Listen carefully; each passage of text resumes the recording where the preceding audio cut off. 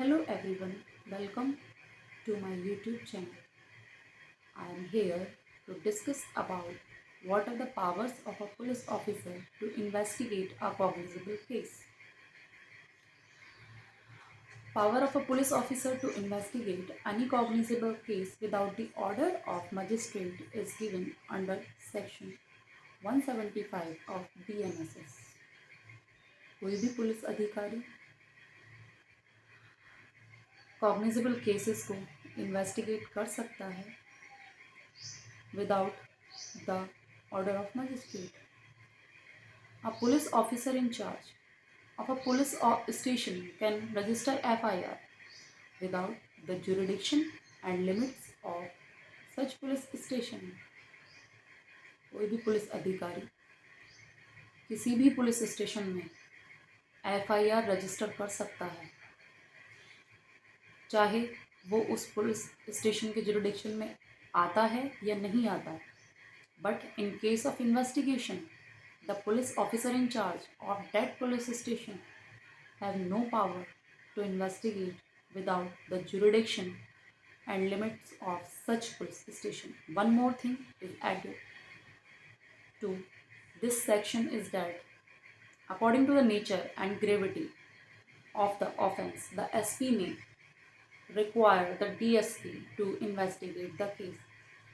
Subclause 2 of section 175 BNSS says that if the officer in charge of a police station investigate such cognizable case, then the investigation of such cognizable case will not be null and void on the ground of such case.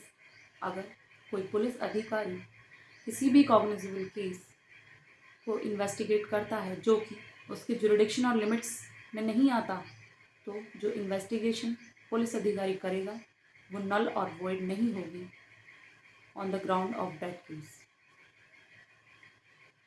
Sub clause 3 of section 175 of BNSS says that if the police officer fails to register the FIR which is given in section 173 subclause 4, then the complainant may file an application by post to SP. Then SP fails to assist you.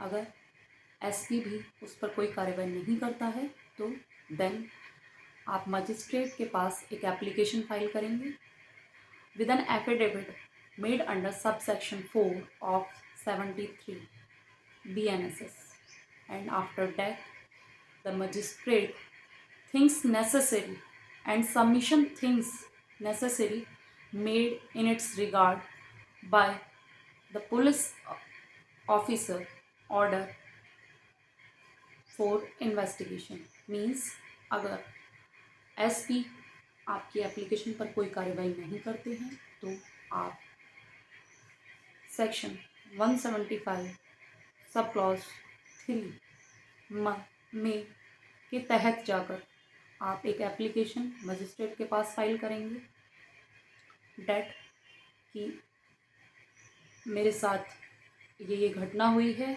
और मैंने SP को application की है और उस पर उन्होंने कोई कार्रवाई नहीं की है. अगर मजिस्ट्रेट को उचित लगेगा तो वो आपकी जो एप्लीकेशन है उसको एंटरटेन करेंगे और पुलिस ऑफिसर को ऑर्डर देंगे इन्वेस्टिगेशन के लिए.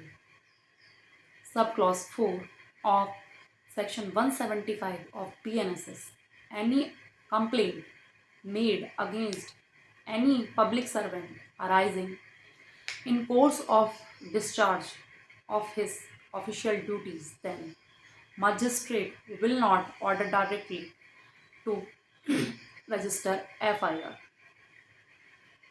दो कंडीशंस हैं इसके लिए.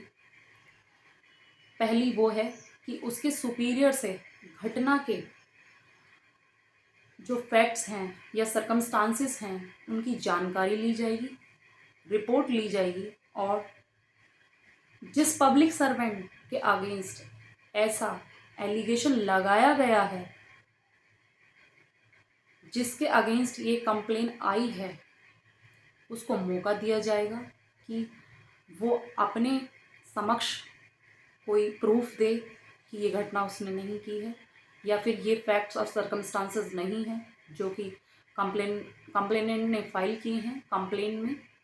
Then the magistrate, after listening the public servant, can order to investigate in such cases. As we know that in CRPC, the complaint to magistrate is filed under section 156 subclause 3, but now it is filed under section 175 subclause 3 of BNSS. If you like my video, then do subscribe my channel. Thank you.